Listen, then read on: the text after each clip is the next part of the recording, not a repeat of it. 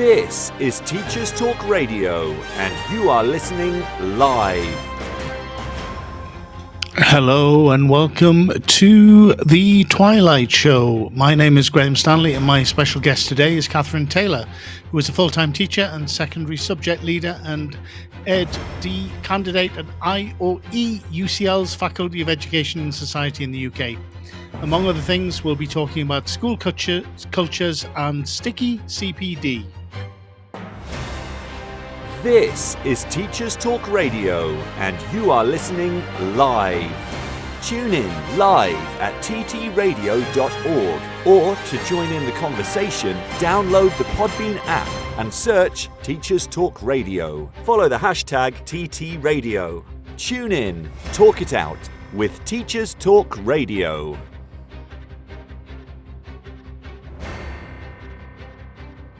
Welcome to the Twilight Show, everyone. I'm Graham, speaking to you live from Mexico City.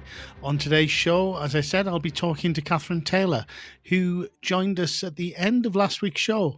I'll be talking to Catherine about a number of things, including school cultures and sticky CPD, or continuing professional development, which is the subject of her research. Last week, we talked briefly about the relationship between teaching and research, and that's definitely something I'd like to talk about to Catherine about today as well. In addition, Catherine is also going to be hosting her very own show on Teachers Talk Radio, so I'll also be asking her about what she's planned for that. Remember, if you're listening in live and would like to join us live, either to post questions in the chat for Catherine to answer, or if you want to call in and speak to us, then please download the Podbean app, visit ttradio.org, and click on Listen Live on the homepage. This should take you directly into the show. There you can post comments and ask questions during the conversation. And once I've spoken to Catherine, I'll open up to any of you who want to call in. You can call in by pressing the icon at the top of the screen on your phone's app. Click this and I'll be able to connect you. That sounds complicated. It really isn't. Give it a go. Come and speak to us. I'll be talking to Catherine right after the Teachers Talk Radio news. This show is brought to you in partnership with John Catt Educational, a leading publisher of books, directories, educational guides and magazines specifically aimed at forward-thinking schools in the UK and beyond. Have you checked out their latest releases? Don't miss out! Visit johncattbookshop.com to explore their full range of titles and advance your own professional development today. Happy reading! This is Teachers Talk Radio, and this is Teachers Talk Radio News.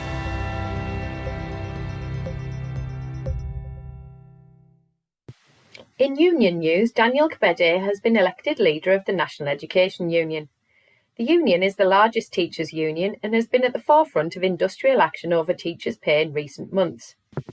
Mr. Kebede said in a statement, after taking 69% of the vote to win the election, "I am honoured to have been elected as General Secretary.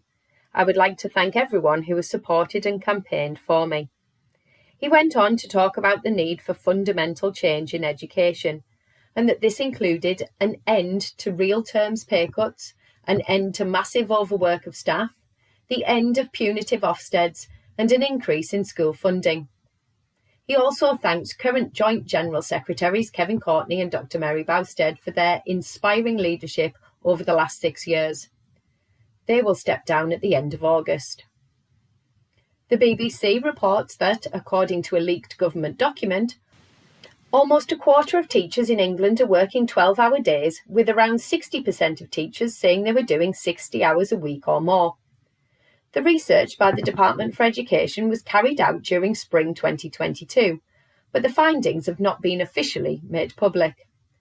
Education Secretary Gillian Keegan has said that a new task force will be created to help reduce teachers' workload by an average of 5 hours per week. The leak comes as teaching unions consult members in England on a new pay offer, which includes the promise to reduce workload. The leaked document, marked confidential and given the title Working Lives of Teachers and Leaders, was produced by the DfE to examine issues around teacher supply, recruitment and retention. More than 11,000 teachers and leaders across primary and secondary were questioned. The report found 1 in 4 teachers were considering leaving the state sector within the next 12 months. Workload was the key factor in this decision. 3/4 said they spent too much time on paperwork. 2/3 of leaders said they spent too much time responding to government policy changes. 1 in 5 said they had low satisfaction in their working life, whilst almost a half rated their anxiety levels as high. Almost 3/4 of teachers described their workload as unacceptable. Dr. Mary Bousted of the NEU accused ministers of withholding important information from the peer review body, although the government denied this. A spokesperson for the government insisted that the recent pay offer of 4.3% plus a £1,000 one-off payment was fair and reasonable. The Department for Education has released an update on the .gov.uk website focusing on the review of the way relationship, sex and health education is delivered. The update comes after a number of stories across media outlets prompted concern and outrage from some quarters and claims that hysteria is being whipped up by right-wing agitators from others. RSHE education has been compulsory for pupils in primary schools since September 2020. In secondary schools, relationships and sex education must be taught. The review, which will be completed by an expert panel, will focus on how to ensure pupils have access to age-appropriate information and how to place protection from pupils being introduced to things that they are too young to understand properly. The panel will also consider how age ratings can be introduced for different parts of the curriculum. The review will be completed before the end of 2023. As we approach Easter, the debate about supporting families who receive support through free school meals should be supported in holiday times, and it's opened up again. The big issue raises concerns that despite the cost of living crisis, many families will go without support until term begins again. In what it calls a postcode lottery for support, many families will miss out as current funding largely depends on where you live. In England, the government is not directly funding free school meals over the Easter break, but support may be available if local councils decide to provide meals or vouchers. Many councils are relying on the holiday activities and food programme to support low-income families. In Scotland, some councils are offering free school meals payments to low-income families, but universal free school meals for children in primary 1 to 5 will not be available. There is some support available, but it varies by council, as does the amount of support being offered. The Welsh Government has made free meals available throughout the holiday period. The government in Wales announced that £9 million has been provided to support eligible pupils with a free meal up to the end of May half-term, including all bank holidays. The support will take the form of meal vouchers, money or packed lunches. In Northern Ireland, no free school meal provision is available. The previous holiday hunger payments of £27 per fortnight ceased on April the 1st. A Department for Education spokesperson said it was because additional ring-fenced funding had ended, but campaigners focusing on food poverty said the decision was abhorrent. This has been your Teachers Talk Radio News with Joe Fox. And welcome back, everyone, and welcome especially to my special guest, Catherine Taylor. Catherine, hello. Are you there? Hello. How are you? Can you hear me? Hello. Yes, Hello. loud and clear. How are you today? Fantastic. Good, thank you. Thank you. It's the first day of the Easter holidays, and Of so course. there's the usual amount of trying to catch up with myself, but it's all good. Thank you. Excellent. Well, Catherine, thanks so much for agreeing to join me today. I talked a little bit about what your current role is right at the start. You're a full-time teacher and secondary subject leader, and you're also conducting research. That's right. Could you tell us a little bit about what a typical day or week is like for you as far as teaching and research is concerned? Yes, so I do work full-time as a subject lead for religion, philosophy and ethics in a school, secondary school. And so obviously I spend a lot of time in the classroom. I teach a full-time table.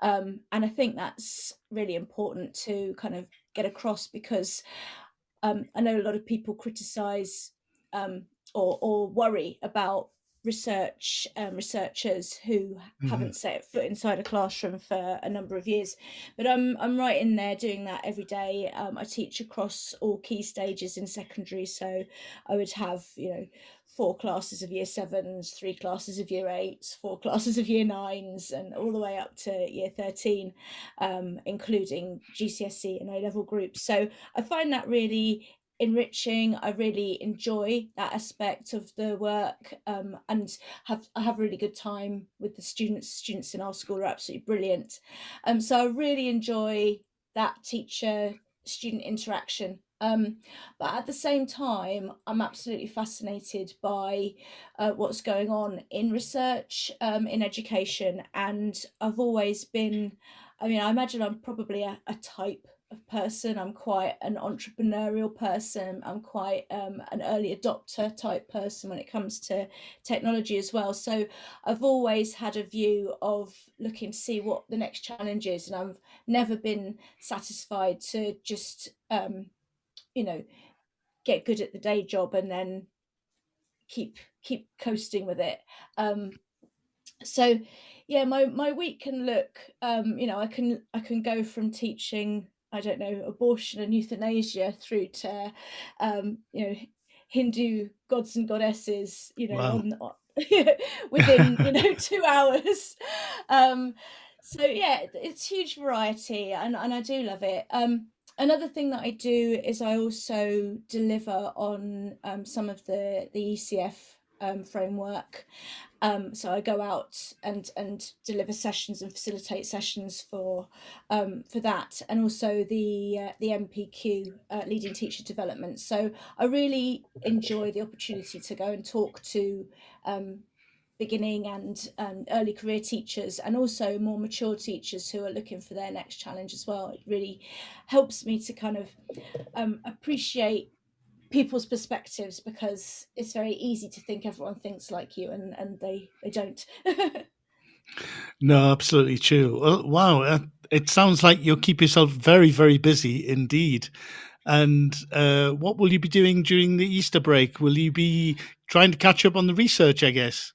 Yeah, so I'm about, I think probably about 14 months off submitting my Hmm. doctorate, and so I've got a number of qualitative interviews that I've gathered over the last few months, which I need to transcribe and evaluate and analyze. So I'm going to be doing a little bit of that, and reviewing what people have said to me, and I've got some data which has come in from different schools that I've been working with on my survey instrument. So I'll be looking at that. One of the issues I have with my survey instrument, which we'll talk a bit more about later, is that it's very long, and people Hmm. who work in education are very time poor. So I need to give some serious thought about how to kind of make it a bit more user friendly. So I'm going to be thinking about that side of things. But I'm also going to be spending time with my little boy, and getting out to the Natural History Museum to see the very large dinosaur that they've just got there, and those kind of fun things as well. Oh, wow. Is that a new dinosaur? I know there Oh was a. yes, Yeah. Oh, I did. I've missed out it's on that. yeah, it's just I can't remember what it's called, but it's a new one that's just been installed there, new exhibit. So we're going to go and see that one. Wow. Is your little boy dinosaur crazy? I imagine he is. Yes, I think, was it, they say, you know most about dinosaurs when you're, a small child, and then again when you do your masters in paleontology. Those are the two peak dinosaur knowledge times. And then in between when you're a parent, I guess. Yeah. Definitely. Okay. Well, going back to your research, Catherine, I'd love to hear more about that. I think, especially the focus of your research, which is, I believe, school cultures and sticky CPD. Yeah. What Yeah. it So what was it that attracted you to that? okay, so it's a bit of a long journey that kind of begins almost before I started teaching. Before I trained as a Hmm. teacher, I was involved in my dad's educational enterprise, which was to do with video conferencing in the classroom. And we're talking Oh, wow. back in the year 2000, so a long time before all of this technology was mainstream. And he was a deputy head, and he was invited and sponsored by Mars, I believe, to go off and to go teach lessons back to the classroom from all around the world. So he was heavily involved in that, and I got involved in delivering some video conference sessions to just storytelling, really. And I used to sort of dress up as various historical figures and answer questions from primary school teachers and read Wonderful. stories over the internet. And this is, as I say, sort of early 2000s. So I've always been in that environment and really loved being experimental with teaching and learning. And at that time, I was doing my Open University degree. So I found my love for philosophy, religion, and ethics, and decided to go and train as a teacher. So I thought, well, this is a really great opportunity to do this kind of thing live. So I got into my PGCE, and as soon as I got into my school, I was looking at the workload. And of course, if you imagine being a PRE teacher, you're looking at teaching nearly everyone in the school a little bit. So you see everyone once a week or whatever, or once a fortnight sometimes. And the workload of marking all of their books and their homework is just huge. And so I was looking at technology about how can I sort of do quizzes and get information back in a much more efficient way that doesn't take up so much of my time, so I can concentrate on my planning. And so I was by this time doing my master's, having passed my PGCE, I was then thinking, right, well, I love technology. I love trying to, manage my workload through smart technology. I could not understand why my colleagues were resistant to it. And so this theme kept coming back throughout my career. Why are some people so resistant to things that I consider to be a no-brainer? And as I sort of went through this, I began to sort of understand different people's perspectives and why it is that people become quite set in their ways. I don't want to be unfair to teachers at all. It's a highly pressured environment, and people completely understandably need to just get through their workload, and adding new things in can be quite daunting. So I got to a point where I really wanted to understand why digital learning, CPD, was not as effective as it might be. So I signed up to UCL to do my EdD with an intention of understanding the barriers to digital learning in the classroom. But as I got into it, the more I realised this isn't just about digital learning. This is actually a much bigger question about teacher professionalism and professional learning in general. And so my interest kind of shifted away from the specific area of ed tech, and started to look at, well, what are the mechanisms that are involved in teacher learning? And from there, I started to realise that the language involved in teacher learning is just really not used in a uniform way.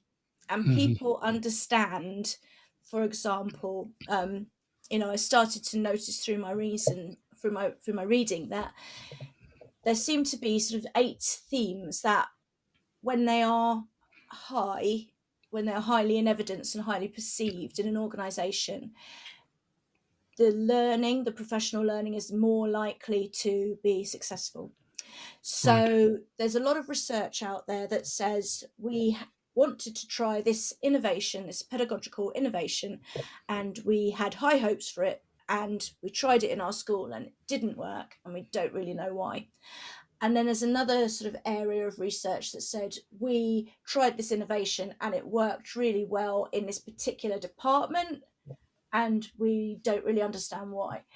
And I thought, well, there's clearly something going on with the culture. So what were the features of the cultures in those departments where these pockets of really effective, sticky, professional learning, what was going on in those places? And so I looked into it, and essentially it's things like agency, efficacy, logistical arrangements, collegiality, the amount of trust that people perceive, the resilience that they have, their ability to be reflective, and the amount of professional autonomy that they perceive.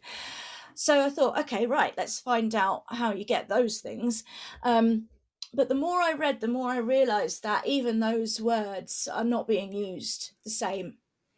And so, for example, if you were thinking about agency, it could be that it's about goal orientated plans and how people feel like they can put a plan into action. It could be very much more reactive, that people find themselves in situations and respond to them. It could be about how they are in terms of their problem solving aptitudes and noticing problems and being creative about how to solve problems. It can be people just need to be in an environment where they're allowed to flourish and feel they've got psychological safety. And, you know, these things aren't mutually exclusive. An agency as well can be people use their agency to resist and form cliques and make change very difficult. And so what I did is I mapped all of these different ways of using this language into a very long questionnaire, which essentially every time I found a new way of using this language, I reviewed hundreds of academic papers and sorted them by the use of this language. I created a question for each individual use of the language, let's say agency, efficacy, and so on. Then I got some fabulous teachers in my school to take the survey, which was probably horrendous because it was huge. And then I used a statistical analysis technique to find similarities and commonalities between the answers that my colleagues had given me, which enabled me to group by family resemblance, if you like, pockets of different understanding of these terms. And then I spent some time conceptualizing those sort of very theoretically. And then I redeveloped those conceptual theorizations back into a much more hopefully user-friendly and coherent set of questions, which is what I'm now at the stage of piloting to see what the user experience is like and how engaging with those questions helps teachers to kind of become more research enlightened, I suppose, because they kind of get all of this synthesized research into, you know, hopefully a 10-minute questionnaire, and then the results which come back to the organization, and they can go, okay, so we've got quite a lot of people who you know, think as problem solvers, or who think as they quite like the chain of command. They feel more secure when they know what's expected of them, or whatever it might be. And then that school can, for themselves, decide what their next strategic steps would be. Wow, that sounds that sounds fascinating. I can see how you can get lost in that type of research. If I go back to the term sticky CPD, I was wondering, sticky CPD, is that CPD that actually means that teachers really want to do it, or is it CPD that is effective, or is it a bit of both, or is it something else?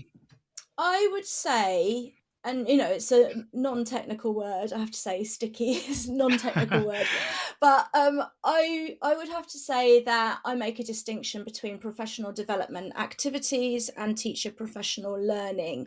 Right. So the activity is like the thing that's carried out, the speaker that you get in, the technology that is being shown to you, how to use it, or whatever it is. So that's the course you go on, the webinar you watch, whatever it might be.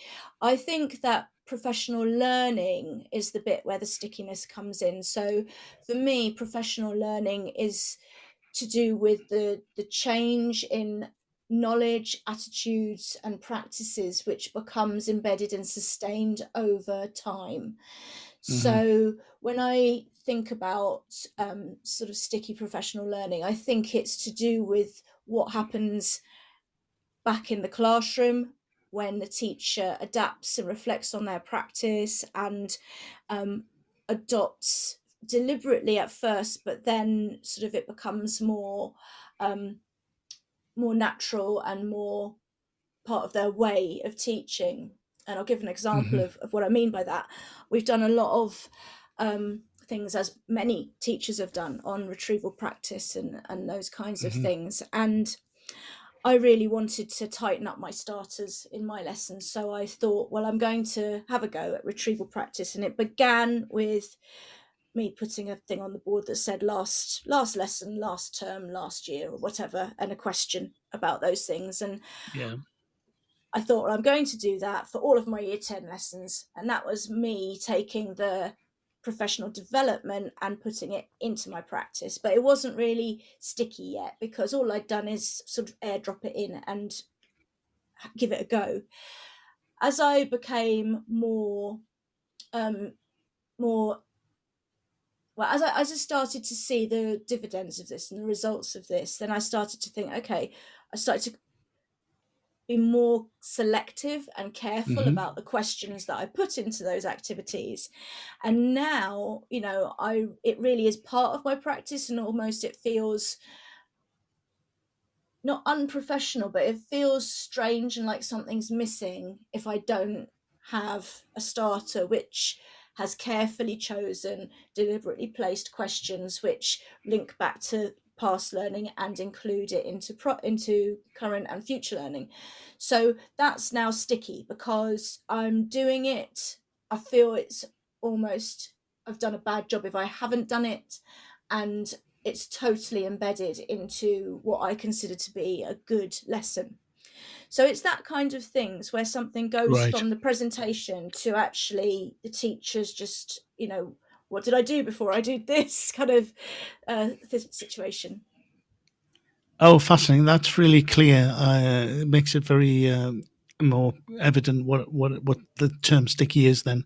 So in that case, you got the information about retrieval practice from reading about it, from a webinar, from some kind of course, was it? And then you decided to take it on board because of that? Was that the link? It was this whole school focus. We had some excellent colleagues in school who were sort of driving it forward. We had some really good presentations about what it is, and of course I've done my own reading around that as well, looking at Rosenshine, and I know that that's sort of something that's very popular in English schools for many people at the moment. So there was a theoretical basis, and then there was modelling, and then there was my trying it out, and then there was my seeing the benefits but thinking, how can I improve it? And I think there's a difference, and a very important difference, between this kind of embedded stickiness of whatever it is you've decided to embed in your own context, and what often happens. And I'm very happy to be corrected on this. It could be that it doesn't often happen, and everybody's very research engaged, but I think there can be cases where people do the thing they've been asked to do because they've been told to, or because they think someone will come and look, and you get this kind of very superficial implementation where people do it because, we're all doing a starter now with this slide, and everyone's got to put this logo on our first PowerPoint slide, and someone will come and they'll tell you off if you haven't done it. We're all going to be in trouble with our department review if we aren't doing this. If that's the only reason something's being done, then that's, I think doing it is better than not doing it, but it's not really deeply ingrained and embedded. So what I sort of think is, well, how do you get to a situation where teachers are research engaged enough to be able to say, right, this is worth a try, and then reflective enough to go, well, did it work or didn't it, and how can I adapt it for my context? We can't just airdrop these things in. There's no kind of best practice that somehow is like the panacea and the golden silver bullet or whatever. It's it has to be a combination of the nugget of the active ingredient, as I think some scholars call it. What is it that we are trying to do, and then how does it work for me, and how is it sustained for me, rather than gimmicky and a fad and all of that stuff that really can kind of limit the benefits of some of these. There's you can get poorly applied or poorly understood or poorly implemented different pedagogies that are done only because people believe they should do them, but it's very superficial. Right. And that brings me on, I think, to what I imagine is the other part of related to your research is the school culture. So what is about is there a type of school culture or that would be ideal for this type of generating this type of environment or good practice as far as sticky professional learning is concerned, and how would school leaders or indeed teachers move towards achieving that environment or culture? Yeah, I mean, this kind of it can get a little bit philosophical and perhaps political at this point, because I think a lot of it comes down to how teachers understand professionalism and what it means to be a professional in the classroom and as a teacher and as an educator. And we all operate in England, at least, and many other places, this sort of model and paradigm goes on, where we are within what we might call a managerial context of professionalism. And by that I mean that things are standardized and available for measurement. And people, like the teacher standards in England, for example, people say they are very much measuring quite a narrow set of proxies, like results or whatever it is, which puts teachers in a kind of box ticky frame of mind. We are told that you must do this, and Ofsted will be looking for it, and rightly or wrongly we're all trying to jump through the hoops and evidence what we're doing, and this results in a lot of performativity, which is things that we do to make explicit that we are doing them rather than the actual things that we are supposed to be doing. So we all operate in England, at least in this context, because that is the framework that we have, and this has been something that's implemented since sort of the late 80s with the Educational Reform Act. So that's the context that's the sort of the landscape and the framework. Now, unfortunately for that model, if you like, teachers themselves they fall into, I'd say, two broad camps. There'd be traditional professionalism, where essentially experience and length of service in the classroom is where your professionalism comes from. So you are long in your experience, you've seen it all, perhaps you've got a strong view about what works and what's been successful for you over your teaching practice, and because you are you have that developed long-term expertise, then you should be able to make your own professional judgments.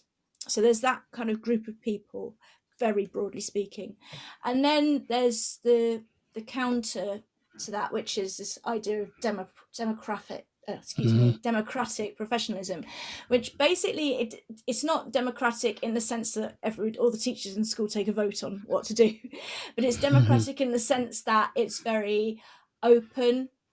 It's trying to make practice and rationales for practice very explicit and clear, and making the teacher essentially somebody who prides themselves in being extrinsically motivated, extrinsically research informed, and very much, sorry, I'll requalify that. I mean, intrinsically motivated to be extrinsically research informed. So we believe that when we are research engaged, that is an expression of professionalism. When we try things out, that's an expression of professionalism. And when we reflect on it and adapt our practice, that's an expression of professionalism. And the more open and explicit we can make that professional behaviour, the more professional we are. And that's where I would put myself. I consider myself to be a democratic professional. So within a culture, you may find that there is a mixture of people, and they may, it's quite dynamic as well. So there'll be people who are very experienced and believe the experience carries the day, and there will be people who are very dynamic and research engaged and believe that carries the day, and it all sits under this macro culture of managerialism, where we're all trying to demonstrate what we're doing to an external eye. And so in terms of the school culture, that's kind of where we're at. And my contention is that if members of that teaching community are democratic in their attitude towards their professionalism, then there is a much higher chance that the CPD is going to be sticky. And so it's a case of an organisation having the attitude, perhaps the courage, because Ofsted world is very scary, and the box ticking is very scary, and people like the security, and it has real world implications for their funding as well. So let's not forget, all of these proxies make a difference to financial and reputational and all of these things. So I think that to create the culture of democratic professionalism can be a bit of a scary thing to do. And so I guess what I'm trying to do is to find a mechanism by which school leaders can get the lay of the land and think about how things are in their organisation, and then start to think about what they might do about it. For example, sending people off to conferences, or getting a speaker in who's inspirational, or saying in this school we set aside every Tuesday afternoon to reflect on our practice, or whatever they feel it might be, to move towards this more democratic, open and less individualized and closed off idea of professionalism, because that's, I think, where the growth happens. Right. That sounds like quite a complicated thing to make happen. Do you think that's the case? I do. I think, there's always a tension between the ambitious plans and the reality on the ground. And, I guess what I'm doing with my research is to almost mainline a very large body of research into a user-friendly instrument, so that people can have that way of engaging in this research. Because of course, if you are very busy and very time poor and very mindful of the performance proxies that you're trying to, or the hoops that you've got to jump through, to be able to really engage with the literature is going to be a challenge for you, for teachers and professionals at all levels. So my research does not give the answer to how this can be done. That's probably something for me to do next, postdoctorate, or to do in collaboration with other bodies and people later on. All I'm doing now is to say, here is the landscape, and here is a way of thinking about this, which you can have access to in an efficient way, and you can begin to start that conversation that will help you orientate yourself as an organisation and as people within that organisation to decide what works for you on your sort of next steps of your journey towards improving, educational outcomes for all. Right. Okay. Wow. And speaking about research and the connection with teaching. We started last week a kind of conversation about that connection between research and teaching, and I think you mentioned it definitely at the beginning of our conversation today, that you feel very strongly about researchers who are researching teaching, who are not actually in the classroom or not connected to the classroom, and you very much, I think, feel very passionately that if you're going to be researching teaching, you should be teaching. Is that the case? I'm not sure that that's my belief entirely. I Mm-hmm. know that it's a belief that is quite widely held, and I do understand why it's widely held, because stressed people are defensive, Yeah. and if you are being told, I mean, I had a wonderful story which I hope the person involved won't mind me sharing. I won't name anybody, but Mm-hmm. I heard a wonderful story about a consultant that came into a school and said, right, when you do your PowerPoint slides, you must put the most key information up in the top left-hand corner, and this will solve all your problems. And the teachers in this school were on their knees, and there were tears, I believe, from somebody to say, I can't get the kids to sit down. This is such an insultingly useless piece of information. I'm sure it was evidence-based, but those teachers were not open to that intervention at that time. No. And I mean, I don't know. I once went to a talk by a very famous keynote speaker who I won't name, Yeah. but they were talking about the ideas about the small changes you can make that make big impacts. Mm-hmm. And I was listening to this and I was getting so cross, because I just thought, come to my work, look at my context, look at the time and the resources that I have available to me, and then don't tell me about the cycling team Skies and they're having a different pillow in every travel lodge they go to.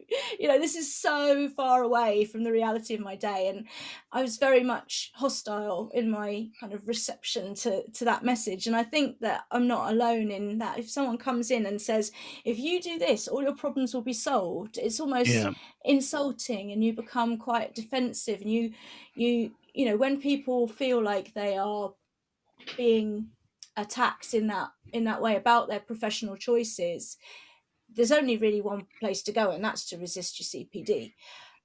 So that happens, and I think it's unfortunate, because I don't necessarily think that outside speakers and people who don't teach have, I think there's really excellent things we can learn. I don't necessarily believe that an educational consultant is not worthwhile if they are no longer teaching. So I just want to make that clear. Sure. However, I do know that teachers up against it can be hostile to people that they perceive do not do the daily grind, and I understand why.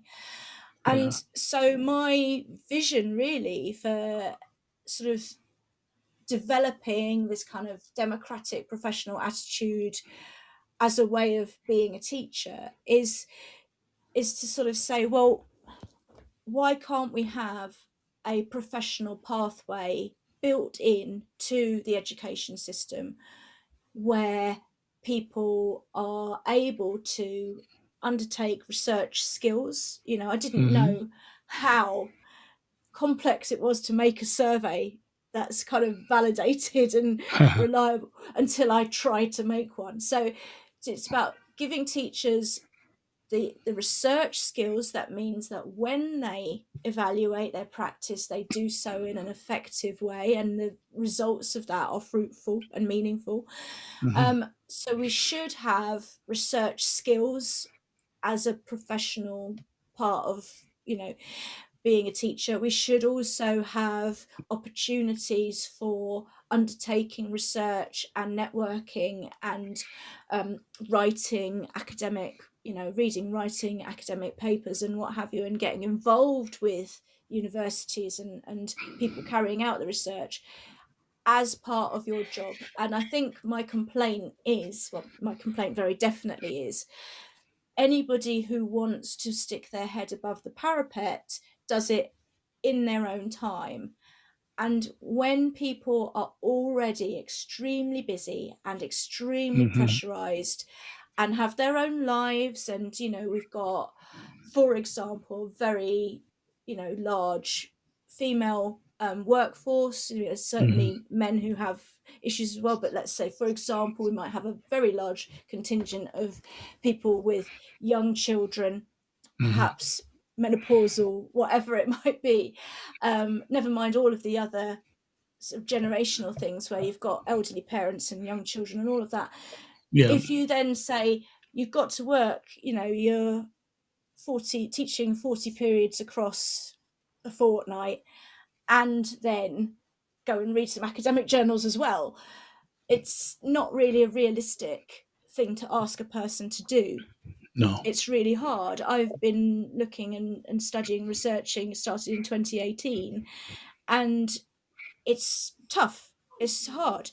And I just think that unless there is a professional pathway within mainstream education that allows teachers to have less contact time in order to engage in these kind of research practices and evidence-based reading and networking, then nothing's really going to change, because they simply don't have the capacity to do it. So I would love to see roles which emerge at, a professional studies sort of level, so that people can have the breathing space to be able to really deeply engage in their professional learning. And this would, I think, lead to the kind of professionalism that I'm talking about, because it's all very well to say it, but it's just no real breathing space for it to occur. And I think that's the biggest issue. Right. Yeah, no, I can see that. So I think, what I said before about researchers having a foot in the classroom and being teachers, perhaps I didn't kind of go into as much detail as perhaps I would have liked to have done. I think it's either that, or at least they're very in touch with the day-to-day context of the teachers that they're talking to, these experts. If they talk to teachers, if they're aware of what's happening, I think that's the very sort of least that they should be doing. Yeah, absolutely. And I think we've all seen and sat through these initiatives that are sort of flown in as the latest thing. And when you've seen a few of those, it is easy to become cynical. And, when you are, up against it and feeling some sort of pressures and burnout and things like that, which a lot of people do, the last refuge of the, disempowered is resistance. Yeah. We're not ready to learn. And I think we don't, it's very easy to think about the barriers to learning that children encounter. If you are stressed and your mind's on other things and feeling pressured, and we recognize it in children all the time. They're not ready to learn because of various contextual things that are going on, but we don't seem to kind of have the same consideration for our teachers. And I don't say this because I think that things are being done with bad will. No. But I think it is the case psychologically that if you are not in a position of psychological safety, if you are feeling very much that, people are saying to you, try this new thing, but don't get caught out trying it and it going wrong, then people are going to shut down as learners, just in the same way that if you constantly criticize a child, they're going to eventually give up on the enterprise of their learning. I think adults are very similar psychologically, and we don't necessarily, we kind of assume that's not the case, but I think it is. Oh, definitely. I completely agree. I think one of the things you mentioned there is so important for me as well. If a teacher is constantly stressed during their working day as well, is that the learners will pick up on that as well, won't they? So they will not be in a they'll be in a learners will definitely be in a more receptive place if the teacher is relaxed and enjoying what they're doing, and um, during the classroom, which I think makes it very difficult for a teacher who does have all of these pressures on them, and yet knows, because teachers know that they have to put on this sort of smiley face almost in the actual classroom. Yeah, yeah, and it's, you know, I I take the attitude, I remember when I first started teaching and you kind of felt like you couldn't show any sign of weakness, and the whole, don't smile before Christmas nonsense and all the rest of it. And I just, now I'm just, if I'm teaching my class, I would be very open and explicit about, we're going to try this. What did you think? How did it go? And it's just, and I let them know that I'm also a student and that I'm also learning, and it's very much, we're going to try this and we're going to see how it gets on, and I'll give them reasons as to why. I might say something about what we know about working memory or something like that. So I think being able to kind of relax and lean into yourself as a learner in a really explicit way makes it okay to try and fail.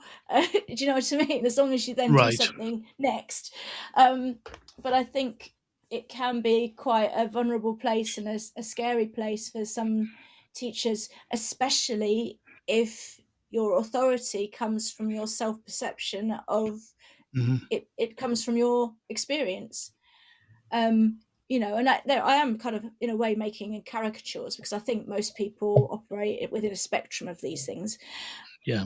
But we can imagine sort of the teachers perhaps from the 90s and 2000s, where the frameworks were coming in, especially in 2010 to 2019, when it was very much performative, and there was still grading individual lessons on your observations and things like that. It was very high stakes, very stressful.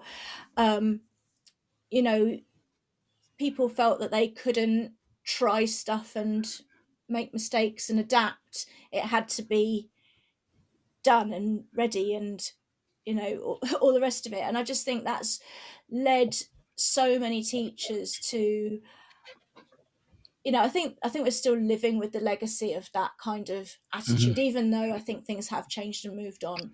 Your professional identity, people are still in a state of sort of practice shock, in a way that leaves them closed down to really embracing what's new in teaching. Yeah, I think you've got a good point there. I think it's also, for me, I think it's very important that teachers are open to change and that they're open to learning, and they don't get sort of stuck in a rut, if you like, to do the same things. And part of that is actually being aware of things that are happening in the research, that are things that are actually new and that could actually help them as well on the day-to-day basis, if they just have the time to actually to find out about them, I suppose. Yeah, absolutely. And I think the biggest thing that's sort of changed since in the last, let's say, 10 years, probably not even that, but there's been a couple of things that now are known about cognitive science and the way that memory works, that simply weren't like they simply weren't in the picture when certainly I trained about 15 years ago. And I'm sure there were people that knew about them, but it wasn't par for the course. Whereas now you've got teachers coming through, and there'll be an awful lot of emphasis on cognitive science in their development, in their practice. And I feel quite strongly that if you are only relying on your experience to inform your practice and maintain your authority, then frankly there's a lot of stuff that's true that you don't know.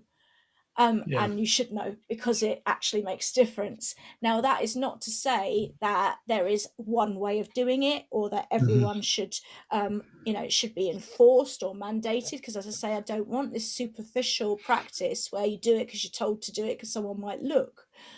But I do think it's true that we have a responsibility to upskill ourselves because there's new information out there that is important. Yeah. I think teachers need to embrace this idea of lifelong learning for themselves as well, don't they? Yeah, and I don't say that as a criticism. I think the conditions create the cultural, managerial, professional conditions, which, I understand why regulation and accountability. I'm not anti-accountability, but I don't necessarily think that's been done in a productive or helpful way. I do think that we are in a system that squeezes the professionalism out. So if you are managerially minded in the professional sense, then it's all about measurement and efficiency. And teacher professionalism, particularly democratic professionalism as I see it, requires nurturing and time and conversations and all the soft stuff that supports the development of it. It's kind of incompatible with our system. We say we want it, we probably intellectually want it, but we don't create the conditions structurally to get it, and then we criticize the people on the ground for not producing it, and that's wrong. Yeah, it's not a positive thing to do, and it won't lead to change, will it? No, and in fact, it would just drive people out of the profession, which is, what's happening. People just say, "Well, fine, I'm burnt out, I'm tired, I'm exhausted," and I'm very lucky. I work in an organisation where people are open and trying new things. I don't feel the performative pressure, particularly myself, and I don't think my organisation is sort of built like that. If anything, I'd say it's probably too loose, because sometimes people need a bit of a prompt to kind of, as I say, get with the program. But I'm very lucky, and I know that there are schools out there where the performativity is just off the scale and everybody is squeezed and you get this very toxic cultures where people feel very, very distressed by it all. I mean, before I did my doctorate, before I started doing it, I was in a position where I couldn't work out what the problem was. And I thought I either need to leave the profession or I need to do something about it. And I came very close to leaving the profession. And I don't know what I would have done instead. But then I thought, well, I'm going to do something positive instead. So I signed up for the doctorate. And it's almost like the first year of it, the scales fall from your eyes and you start to understand, like, not only is this going on, it's not me, but you can come to feel as if it is you. It's not me. This is not only true and known about. This has been known and written about for over 20 years, over 30 years. And people are within a system that they are, people can come to feel like they are the problem and they are worthy of criticism, although no one's exempt from criticism. But people internalize it all and think it's them. It's not. It's a system that we are all operating within that cuts you off from other people and criticizes you for trying new stuff, even though it demands that you try new stuff. And this is not a psychological, it's not a psychologically safe space. And it really, in my view, gets, reduces opportunities for genuine professional development where, as I've described. So yeah, that's what I think about that. Wow. We have someone in the studio that would like to join us to talk to us. Rose, Just trying to bring her in now. While I'm waiting there's some problem, I think, with the invitation to be a speaker. Rose, perhaps if you could refresh your browser, that might help, because I think I am inviting you, but it's not working. And there's a comment from Catherine. There's a comment from Chris Fry in Barcelona, who says, teachers who don't want to be changed or developed may well want to change and develop in ways that they choose. The problem still remains that there may be some teachers who don't want to change or develop. Is it ethical to insist that all teachers show signs of continuous professional growth? So this is like bite the bullet time. I do think that if you are, in my view, I do think that professionalism entails professional growth. I think if you're not, then you're not. So I do, that is my view. But I do think that work should be done to find the interests of people and to encourage them to explore those interests and so on. So I don't think I'd ever write someone off as being unprofessional because they don't engage in their learning. I'd rather be asking questions about, what is their vision? What are their values? What do they want to learn about? And then I'd be trying to kind of bring people along. And I mean, Fred Korthagen, I don't know if you've read anything by him, but 2017, he has a really good paper about this. And he basically says that people who we might describe as being extremely resistant to their professional learning are essentially in long-term, what he calls practice shock, which requires a lot of coaching. And, it's almost like a professional shutdown, and coaching and very careful, sympathetic encouragement is needed to unpick the blocks that they've kind of put down just to ensure their survival on a day-to-day basis without having a breakdown. So I think I would see it as a symptom of burnout rather than a kind of a problematic person. I think it's a problematic system. Right. Okay. Yeah, I think I agree with you there. So we have Rose in the studio now and ready to speak, I hope. Rose, Hi, Rose. Are you there? Yes, I'm Can you hear us? Yes, I'm here. Hello, Rose. Can you hear me? Thank you yes, we can. Well, thank you for joining us. Would you like to introduce yourself, and then please feel free to add to the conversation? I'm just Linda, and basically, you see, what I think now is that when we went to school, we used to learn the basics. So at least when you come out, you could spell, you could you could add up, you could join the writing together. And we used to spend time, kids today, some of them can't even join the writing up. That was a natural thing we were taught. And I don't know where it's gone wrong, because somehow I think that old-fashioned teaching, where at least the basics were taught, is somehow better than the teaching of today. Okay, that's interesting. I don't know if you want to respond, Catherine, but Rose, could you just give us a little bit of background? Are you actually a teacher? Were you a teacher? I think you said you were a teacher. No, I'm not a teacher. I'm just saying that I think sometimes this progressive teaching is, I find, and people say of our generation when we used to be taught the four basic maths and that. And you hear a lot of people saying they're coming out of school and they can't even do the basics. And I can't understand that. Where's the teaching gone wrong where they can't do the basics?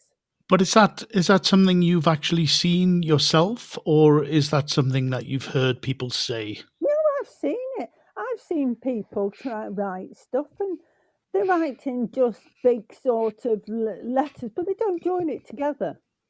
Right. I've seen that quite often, which mine was natural. You used to learn how to. I remember days when you used to do the things, you used to join the O's, you used to join the. I think somehow this, where they used to sit round the table and do this progressive stuff. I think some of the old-fashioned teaching is better than some of this progressive stuff.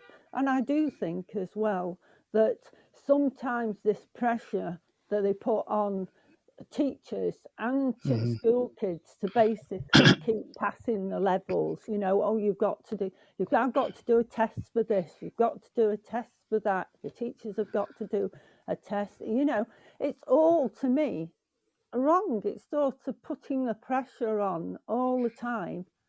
And sometimes kids have real problems. It's not that sometimes they just can't pick up the same. I had difficulty. It's not that I was brown or couldn't, and I was basically the information, once I got it through my head, wasn't there.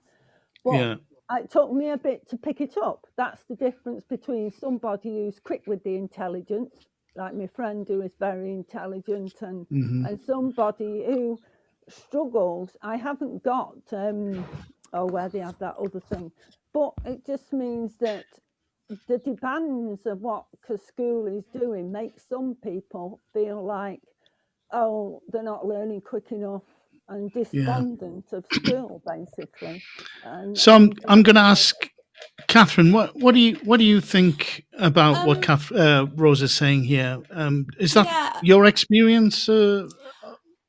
I think that, if we go back to the 80s, when the Education Reform Act was brought in, whether you like the political reasons and whatever, I think it was needed. And I do think that, there would be a lot of people who did leave school without what you call the basics.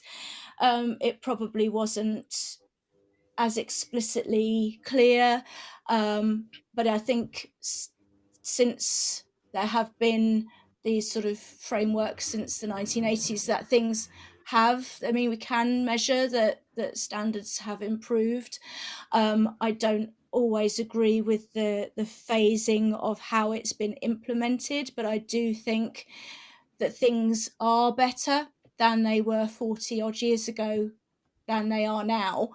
I think possibly what's different is that we do now have a greater understanding about sort of cognitive science and conditions such as dyslexia, and the kind of children that might have once been written off as naughty or disruptive or whatever. We do now understand more of the neuroscience around those kinds of behaviors and presentations. And I think, you can either continue with a hard line on these things and end up with, shut down people and unconfident people and, people who see themselves as failures if they can't do the basics, or you can understand how best to support those. And I do speak from a kind of personal place here. My son is very dyslexic, and we know that he is better able to access the curriculum when his font is presented to him on the whiteboard or whatever in something like Arial, as opposed to even Times New Roman can be a bit fussy for him. His reading speed measurably increases. And so I don't know that to not make these small and very easy adaptations takes, is worthless, or that sort of old-fashioned ways would have, back in the day, he probably just would have been entirely excluded. So I do worry about sort of the traditional view as somehow being better. But do you find that, like now, I don't know, we've got a lot of migrants coming in, especially around where I live. I mean, it's full of every kind of nationality you can think of, with the language that goes with it. But so does that now, being a teacher, do you find now that becomes a bit of a hindrance? Because you've got kids coming in who don't even understand English. Yeah, I guess, certainly that raises challenges, but I'm not sure that those challenges would be met by traditional teaching methods. So I think we have to be able to react and adapt and meet the needs of our learners in ways which would not have been available, 40 years ago. Well, do you have to separate them then and learn English? Because their parents don't talk English to them, because I hear them all the time. So surely you must have to sort of separate them or have some, because isn't it holding the English kids back? If they can't even understand English. I think a good teacher in a good school has, a well-resourced school, which that's a separate question. I'm not sure the resourcing is there, but there would be small group work, there would be interventions that are going on, and this ought to be fully funded and supported, and that's a different question. But I think that as teachers, we do need to be sensitive to the demographic and the context of our students and meet everyone's needs. And that might be through various methods of differentiation or small group work or interventions. We don't teach everybody in front of us in a uniform way. And we would definitely try to meet everyone's needs in a sensitive and inclusive way. I think that for me, Rose, is and Catherine, I agree with you. I think, Rose, it's kind of important, this idea of inclusion. So I think one of the things you were saying about the way things were taught in the past, I think Catherine's already sort of answered that perhaps the problem with that was that there would be certain students, certain learners that might be excluded from that, from actually being successful at school, if that way of teaching, if I can just simplify things a little bit, was continued. So I think one of the challenges we have in education at the moment these days is definitely the awareness of the different needs of individuals in our classes as teachers and in schools, I think. And that may well be, as Catherine said, a student who is dyslexic or has some other special educational need. It may be groups of students whose English is not their first language, etc. And I think what makes teaching very challenging at the moment is that need to be able to cater to all of those different groups of students and try to give them the best possible opportunity to succeed at school, I think. And I definitely think that is something that we do a lot better nowadays than, certainly when I was at school, that wasn't happening. And I probably think back to classmates that I had that were probably excluded and sort of put in a corner and not really given the attention that they required or needed at the time.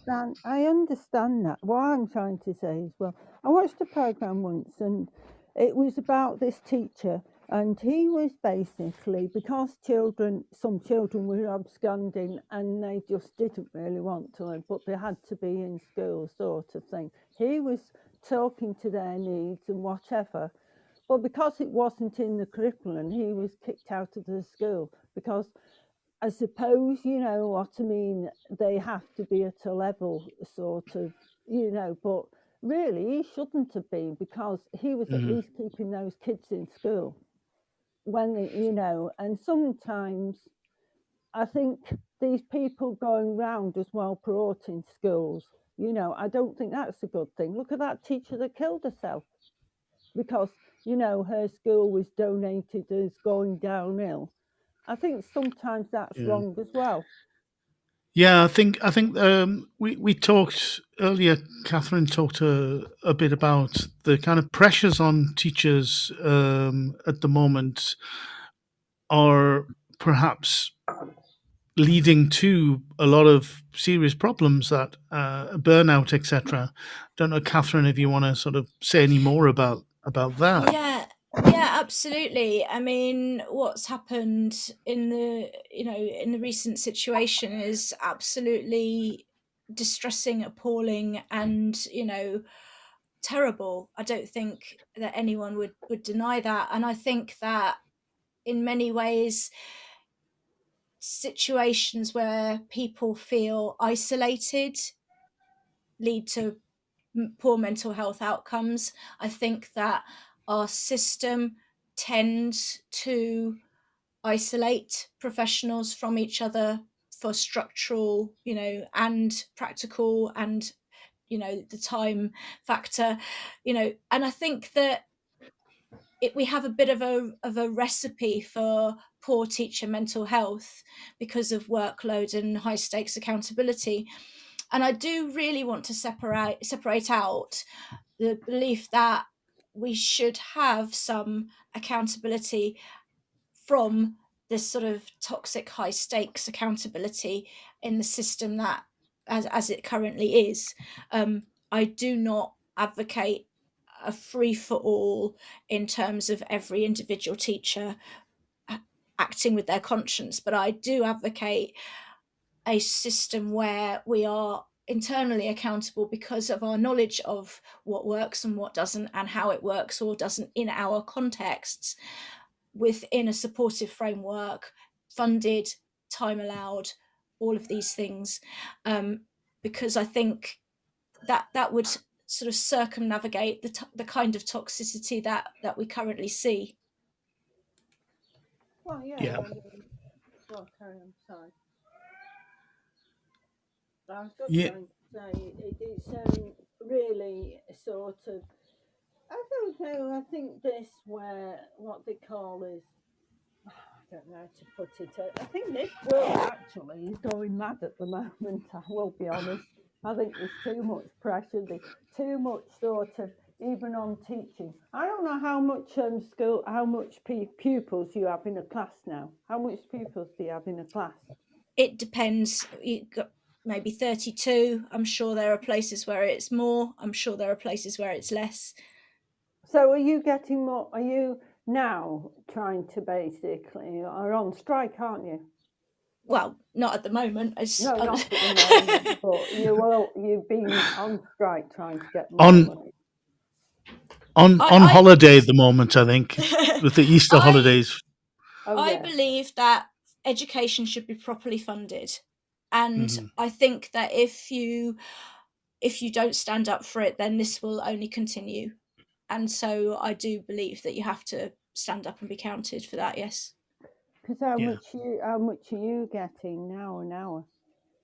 An hour? Oh, God, crikey! If I was to work out my hourly rate, I'd probably be under the minimum wage. I think the answer to that, Rose, is definitely not enough. I think for me, I don't work in the UK, so I live in Mexico, and actually, so I have a very different sort of perspective to education. I think to what Catherine has because of my situation, and I'm involved with teachers who are teaching English principally across the whole of the Americas. So I see lots of different conditions. But even so, I think one of the things that is clear in the Americas and in most places in the world, and definitely in the UK, I think, is that the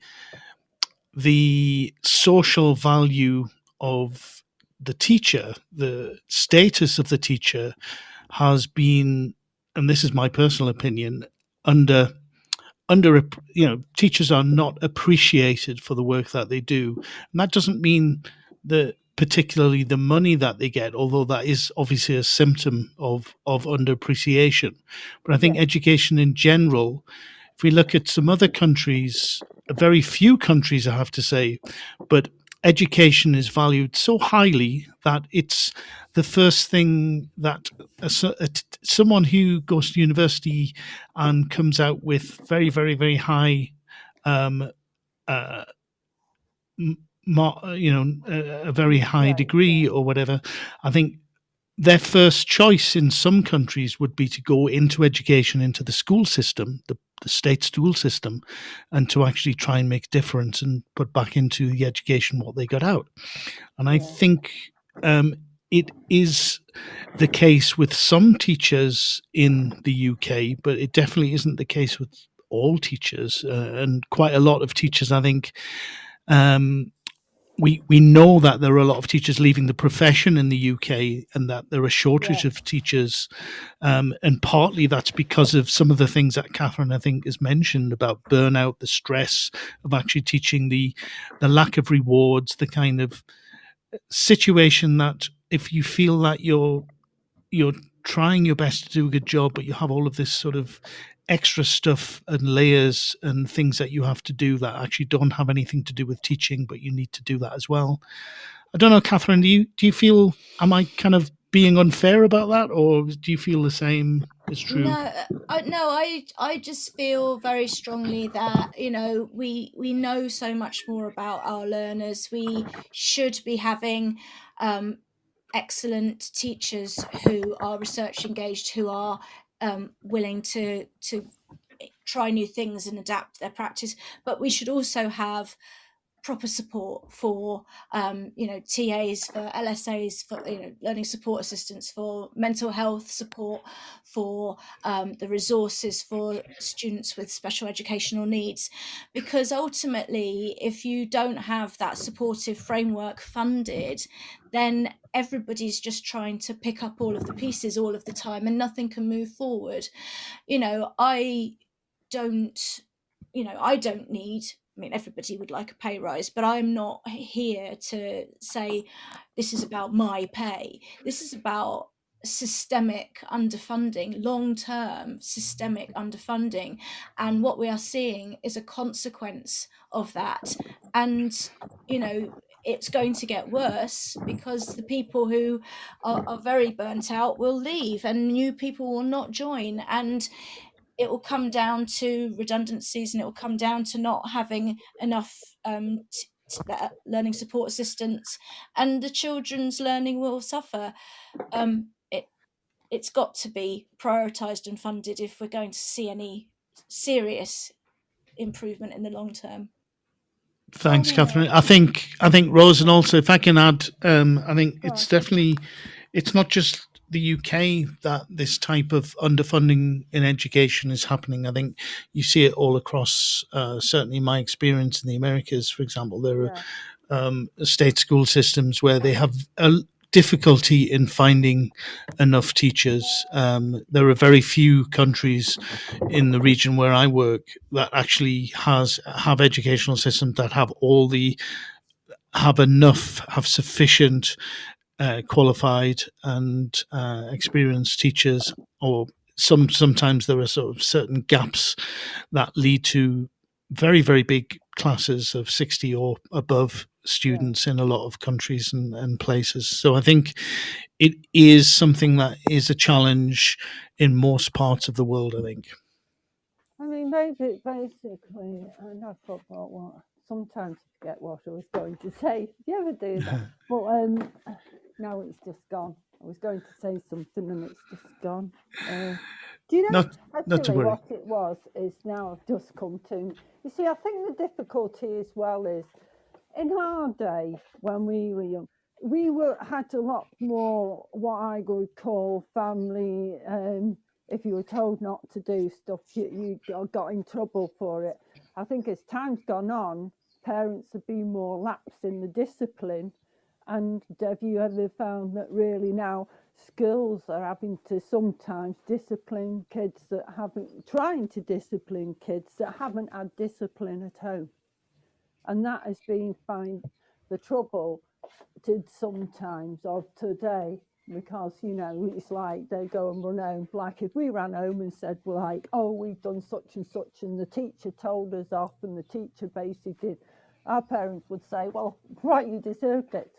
Whereas now, kids were more able to answer back. And I do think for secondary schools, probably it is such a thing, because you've got more aggression and more bigger. Children are bigger as well. And you're confronted with a 16-year-old kid that's, quite big.